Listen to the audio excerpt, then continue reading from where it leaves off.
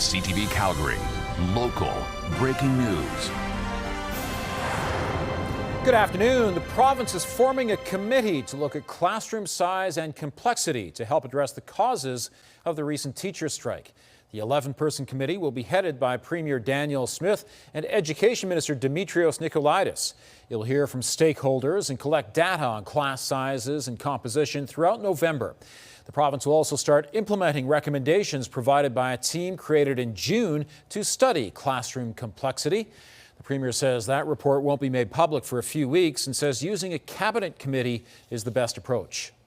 And part of the uniqueness about this approach is it allows for us to have all of the cabinet ministers who are impacted or could potentially provide resources to solve a problem at the table. But we also swear in the members so that they can also share in confidential information and give us confidential advice. So we've had, as I mentioned, 6 or 7 times that we've tried this type of approach. It allows for us to make decisions quickly, deploy dollars quickly. In addition, a Teachers Advisory Council will be formed to hear from teachers and will operate for the next 2 years. Alberta paramedics are working tens of thousands of hours of overtime every month. Documents obtained by the Health Sciences Association of Alberta found overtime accounts for 8 to 12% of all hours worked by paramedics. When those hours are added up, it totals more than 30,000 hours of OT across the province each month. The HSAA says hiring of paramedics has not kept pace with population growth in Alberta.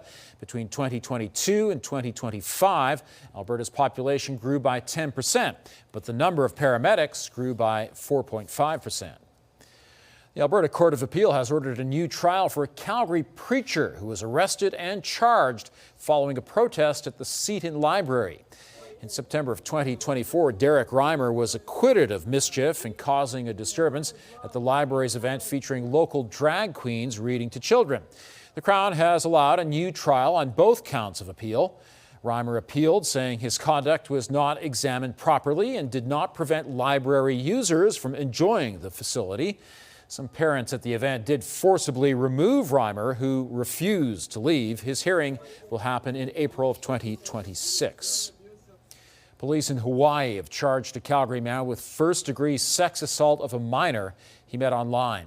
Prosecutors allege 21-year-old Einrib John Pasaquin Dizon met the girl online and traveled to the island to meet up with her in person. Investigators say the man met the 14-year-old through the online game Roblox. Dizon allegedly arrived in Hawaii 2 weeks ago and met the teen at several Airbnbs. He was charged with the Class A felony earlier this week and is being held on $250,000 bail. It's very concerning, not just as a police officer, but also as a parent, in the day and age that we live in now, access, to underage children for adults who might have bad intentions, it's so easy, there's so easy to make contact with them. Police say it was the parents of the victim who reported the assaults, and they were able to make the arrest before the accused flew back to Calgary.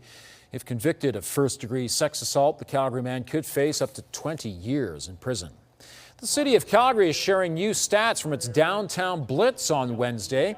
During Operation Order, officers attended more than 200 calls with a variety of weapons, drugs, and drug paraphernalia seized. 25 people were charged with a total of 40 offenses. That includes 2 people linked to an ongoing investigation into the theft of $20,000 worth of collectibles. The provincial government wants your opinion on whether speed limits should rise to 120 kilometers an hour on divided highways. An online survey is now underway. Transportation Minister Devin Dreeshen says he wants Albertans to be able to drive the speed limit that highways are designed for. He says modern vehicles combined with public awareness means the government can explore higher speed limits. The survey asks which highways should be prioritized for the higher limit, and there will be a mini trial on a section after the survey is reviewed. BC has some highway sections with a 120 kilometer an hour speed limit, including a portion of the Coquihalla. Canada added 63,000 jobs in October, which blew past economists' expectations. Economists were actually predicting a net loss of jobs for October. According to Statistics Canada, the growth was driven by part-time work. As for unemployment, Alberta's rate of 7.0% remained unchanged, largely due to labor unrest. Youth trying to find work continue to struggle. In Alberta, their jobless rate was 14.9%, slightly higher than the 14.7% in September. Calgary's mayor says his conversation with the Prime Minister this week left him with the sense that Calgary will get support to help solve its biggest challenges.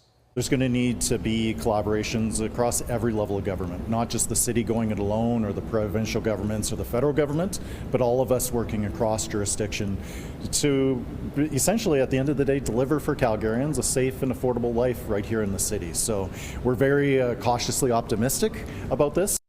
The conversation happened on Wednesday and lasted about 30 minutes. The mayor says they spoke broadly about public safety, infrastructure, and energy access. Jeremy Farkas also invited Mark Carney to visit Calgary soon. A snowy morning in Calgary today. The flakes left a blanket of snow throughout the city. Meanwhile, our mountain ski season is off to an earlier than anticipated start. While resorts around the world contend with rising costs and climate change, our province seems well positioned to weather the challenges. Terry Fikowski reports Alberta can weather those challenges.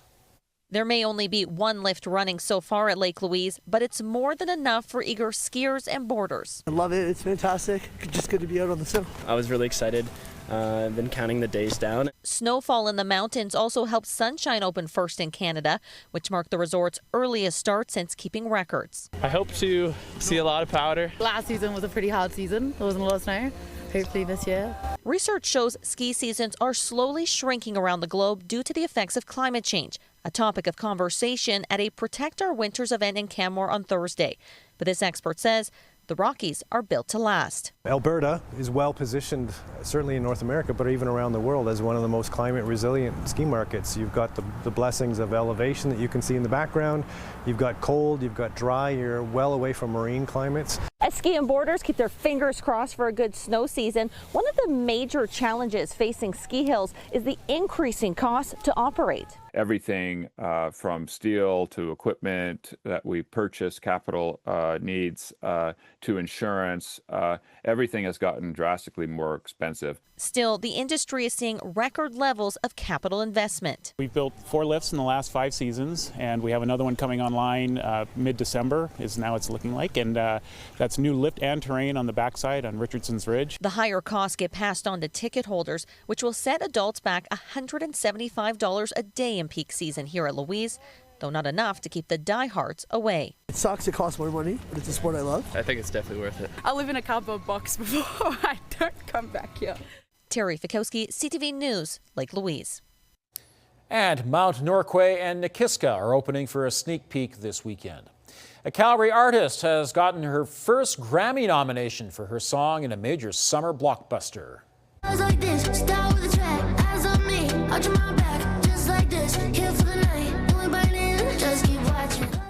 Tate McRae's Just Keep Watching was in this summer's F1 the movie. The song was nominated for Best Dance Pop Recording. The 2026 Grammys take place February 1st. Thanks for joining us. We'll have more on the top stories coming up on CTV News at 5 and 6 or anytime online at ctvnews.ca/Calgary.